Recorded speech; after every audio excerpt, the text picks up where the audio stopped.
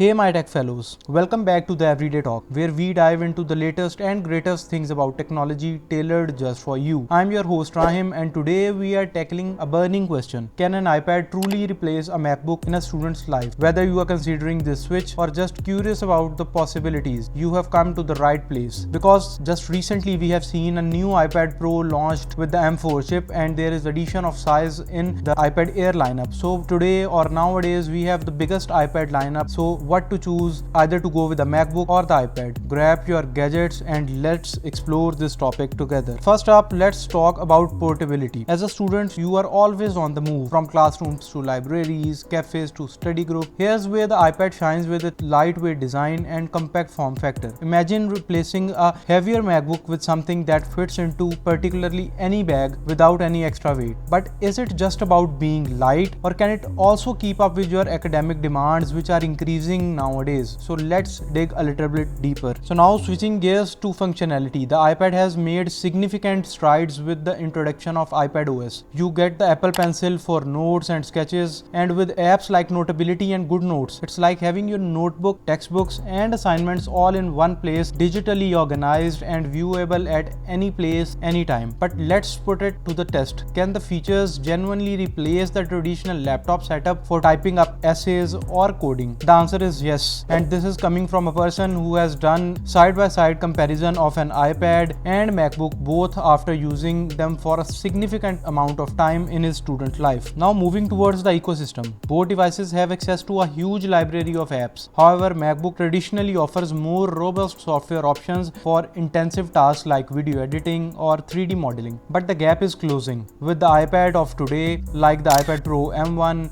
or even the newer iPads, you can have access to powerful apps like Adobe Photoshop and even coding environments like Swift Playgrounds. This level of advancement could be sufficient to pursue you to consider switching to an iPad, but still I would suggest you to dig a little bit deeper in your, you can say, planning or running a specific application on your device to make sure that application is available to download on the iPad or MacBook, whatsoever you are choosing. Moving a little bit forward, let's talk money, which is a crucial form factor for students. Comparing the cost, MacBooks generally come in a lower price point than iPad, specifically once you factor in the cost of accessories like Magic Keyboard and Apple Pencil, which makes an iPad like a MacBook. But does this lower price means you are sacrificing functionality, or does it represent a cost-effective alternative? If you are following along the beginning of this video, you likely already know the answer without needing me to spell it out. Still, I must add that the higher cost on iPad is also providing you a freedom to use the touch screen and a laptop like keyboard and trackpad whenever you want and however you want. So ultimately, real world experiences tell the true story.